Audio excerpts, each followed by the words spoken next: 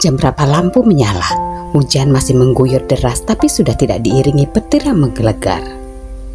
Wajah Ayu Melati terlihat jelas di bawah cahaya lampu, membuat Heru tersenyum. Dalam diam lelaki itu mengagumi. Tak pernah Heru melihat wajah wanita itu dalam dekapannya sedekat ini. Jemari pun terulur, membelai pelan pipi juga menyingkirkan anak rambut Melati yang menghalangi wajah. Mendadak hati pria dingin itu tercubit, merasai sesuatu yang aneh di sana. Sensasi beda dengan biasanya. Pelan sekali Heru mulai bergerak, mengangkat tubuh istrinya dan merebahkannya di ranjang. Entah apa yang mendorong Heru, tiba-tiba punya keberanian untuk mencium kening Melati cukup lama. Meski merasa seperti pengecut, namun ia tersenyum lepas malam ini. Mencuri ciuman dari istri sendiri, ini sudah gila. Karena kelelahan yang mendera, tanpa terasa keduanya hanyut dalam mimpi masing-masing sampai pagi menjelang siang dengan posisi saling berpelukan. Hangat sinar mentari menelusup melalui celah kaca yang terbungkus gorden putih. Heru tersenyum melihat wajah cantik sang istri tengah terlelap nyaman sambil memeluk dada bidangnya. Sebenarnya Heru ingin beranjak bangun, namun takut nanti tidur Melati akan terganggu. Jadi dia membiarkan wanita bermata sembab itu masih di posisi yang sama. Melati menggeliat, membuat Heru segera berpura-pura kembali tidur. Meski berat, Melati berusaha membuka mata. Ia begitu syok tak kalah melihat siapa yang tengah berbaring di sampingnya. Maaf, kenapa kita bisa tidur? Kamu lupa, tadi malam kan mati lampu. Kamu yang mengajakku tidur di ranjang ini. Hah? Bagaimana bisa? Sudahlah, lupakan saja.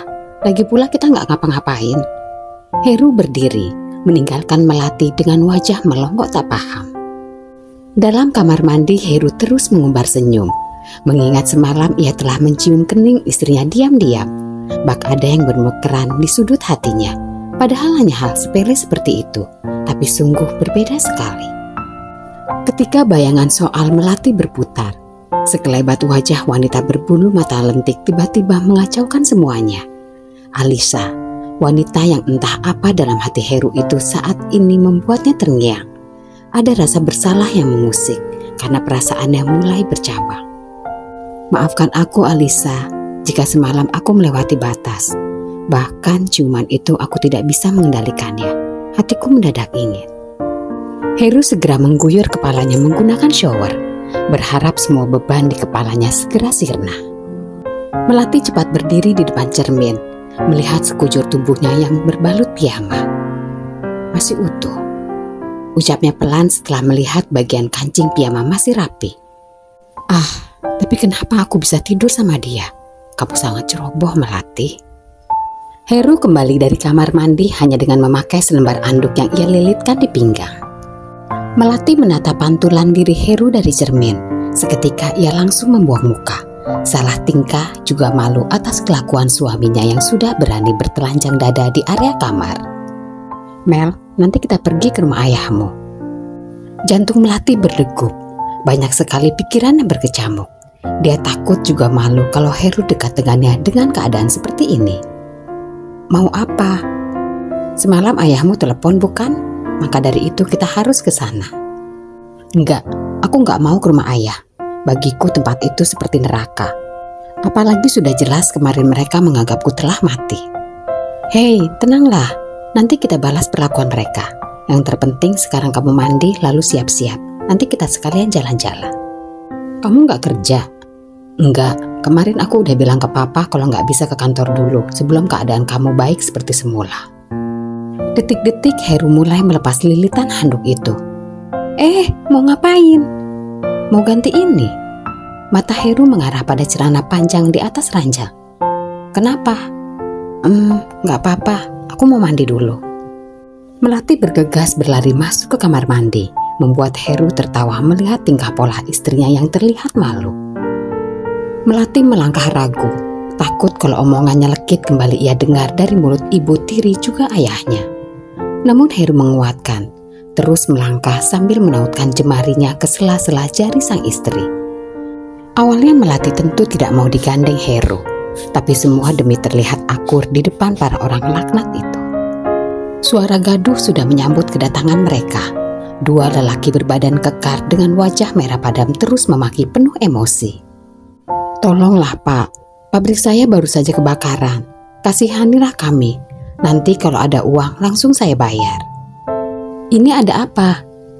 Pertanyaan Heru membuat mata Mila dan Dahlan berbinar. Mereka berdua sangat mengharapkan kedatangan Heru karena hanya menantunya lah yang bisa menyelesaikan masalah ini. "Nak Heru, tolonglah kami nak. Ayahmu diuber-uber sama bank. Kami nggak bisa bayar hutang." Mila memperlihatkan wajah melas. Sesekali ia terisak. Sungguh, Melati pun muak sekali melihat wajah ibu tirinya. "Memangnya apa yang jadi jaminan dari hutang itu?" "Sertifikat tanah dan rumah ini." "Oh itu, saya akan urus semuanya. Tolong kalian berdua pergi dari sini." "Tenang saja, saya nggak bohong. Lagi pula jelas atasan kalian kenal saya." Sertifikat milik ayah Melati sudah ditebus Heru. Sekarang tinggal menjalankan misi selanjutnya. "Der ayah mertua, sertifikatmu sudah ada di tanganku. Sekarang kamu saya usir." Senyum miring tersungging. Puas sekali bisa membalas sakit hati istrinya. "Kamu kenapa Mas?" Heru terhenyak. Ternyata tadi dia hanya membayangkan saat mengusir ayah Melati beserta keluarganya. Gak apa-apa Mel. Aku ada pertanyaan buat kamu." "Apa?" "Kan aku sudah menebus sertifikat ayahmu. Jadi sekarang rumah itu sudah bukan punya ayahmu lagi. Aku akan mengusir mereka Mel, dan akan memberikan rumah itu padamu. Gimana?" "Boleh sih kalau Mas Heru mau ngusir mereka. Sekarang kan yang jadi pemilik rumah sama tanah itu Mas Heru. Ya aku terserah Mas Heru aja mau gimana. Aku hanya ingin membalas perbuatan mereka Mel. Aku nggak terima kalau kamu terus disakitin. Jadi rumah itu aku serahin ke kamu ya. Terserah kalau kamu mau jual juga boleh." "Aku akan pindah ke rumah itu Mas. Nanti uang rumah itu aku akan membayarnya dengan menyicil." Jemari Melati meremas ujung bajunya. Agak getir dia mengatakan pada Heru. Pasalnya Melati pun tak ingin lama-lama menahan Heru jika dia ingin berpisah. Heru langsung menghentikan mobilnya di pinggir jalan. Tatapan elang itu lantas mengarah pada wanita di sampingnya. "Kamu ngomong apa tadi?" "Aku akan pindah ke rumah itu Mas." "Kenapa? Ada yang salah? Apa kamu sudah gak kerasan tinggal di rumah Mama?"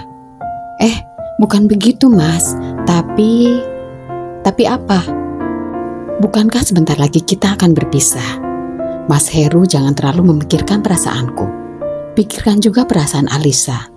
Aku tahu yang sebenarnya dicintai Mas Heru Alisa, bukan aku. Jadi untuk apa kita bertahan kalau sama-sama tersakiti? Bahkan kita tidur pun pisah ranjang." Melati berucap serius walau hatinya tentu tercabik. Tak dapat dielakkan lagi. Cinta itu telah tumbuh di hati kecilnya. Tapi ia merasa gusar jika terus memaksa keadaan yang jelas tak berpihak padanya. Lebih baik usai daripada terus tertekan akan rasa yang perlahan menikam. Bimbang, Safila di tenggorokan pria itu ditelan susah payah. Omongan Melati memanglah benar, tetapi tetap saja Heru punya rasa yang seolah terus memberatkan langkah sang istri untuk pergi. Selang detik berlalu, Heru masih terdiam. Hatinya berteriak histeris. Wanita mana yang harus dipilih? Cinta pertamanya atau wanita yang kini utuh jadi miliknya dalam ikatan yang halal? Ia mengakui beberapa hari saja bersama Melati, nyaman itu menghinggapi hati, meski tak seperti bunga bermekaran kala ia bersanding dengan Alisa. Tapi jelas waktu yang menentukan, bukan seberapa lama mereka saling kenal, melainkan sebuah singkatnya kebersamaan yang kini berkecambah di sanubari. "Cukup Mel, kau mau kita tidur seranjang? Atau kau mau diperlakukan seperti seorang istri? Seperti ini?" Suara Heru meninggi. Bakilat ia mendekatkan wajahnya ke wajah Melati, lalu mendaratkan kecupan di bibir pink itu. Seperti tersengat aliran listrik, Melati menegang. Apa yang dilakukan Heru barusan seperti mimpi tapi nyata. Begitu singkat namun terasa.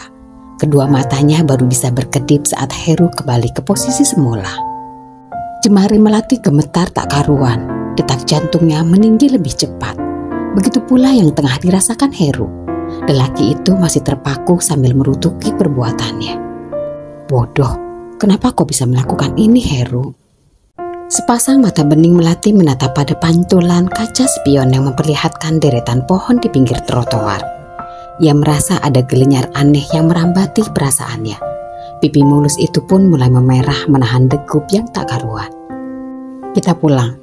Masalah rumah aku tidak jadi mengusir ayahmu, karena aku gak mau kamu pergi. Tak ada jawaban dari Melati. Yang ada hanyalah dia menjeda, menemani keduanya sepanjang perjalanan. Tiba-tiba ponsel Heru berdering. Sekilas mata itu agak membeliak melihat nama yang tengah terpampang di layar ponsel. Angkat saja. Heru menghela nafas, merasa tak enak jika mengangkat telepon dari Alisa di depan Melati. Namun tidak ada pilihan lain. Ya, ada apa? Bisakah kita ketemu? Ada hal yang ingin aku sampaikan. Temui aku sekarang di Cafe Victoria. Tapi Anggukan Melati memberikan pertanda jika Heru harus mengiyakan permintaan Alisa.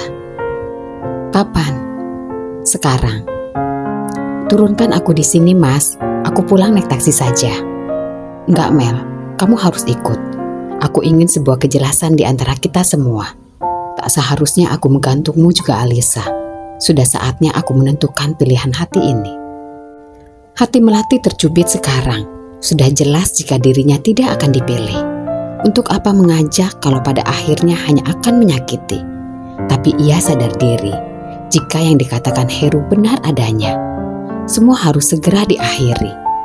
Permainan rasa yang tak pernah bertepi akan menimbulkan luka ternganga. Mental juga hati Melati siapkan. Entah apa jadinya jika dua wanita dipertemukan dalam cinta segitiga. 1/4 jam kemudian, mobil Heru terparkir di depan kafe sesuai permintaan Alisa. Dari kaca transparan terlihat wanita anggun tengah duduk sambil memegang secangkir kopi. Aku menunggu di mobil saja. Keluarlah, temui Alisa. Enggak. Melati terkaget kala tangannya digenggam oleh Heru. Seolah gagu mendadak lidah Melati kaku. Ia tak dapat menolak, bahkan tangan keduanya saling bertautan erat. Alisa? Jelas mata Alisa langsung berfokus pada tangan yang saling menggenggam tersebut. Mas Heru, selamat ya. Akhirnya ada wanita yang saat ini bisa menggantikan posisiku di hatimu. Aku pun ingin jujur. Ada hal yang semakin lama tak bisa terus aku sembunyikan. Kepulanganku ke Indonesia adalah untuk mengatakan semuanya. Aku minta maaf atas kebohongan ini padamu. Aku mencintaimu. Tapi kini ada sosok yang akan mendampingiku. Alisa menyerahkan undangan pada Heru. Hatinya pilu, tapi inilah saat yang tepat. Ia berharap tak ada hati yang tersakiti. Apa ini? Aku akan menikah.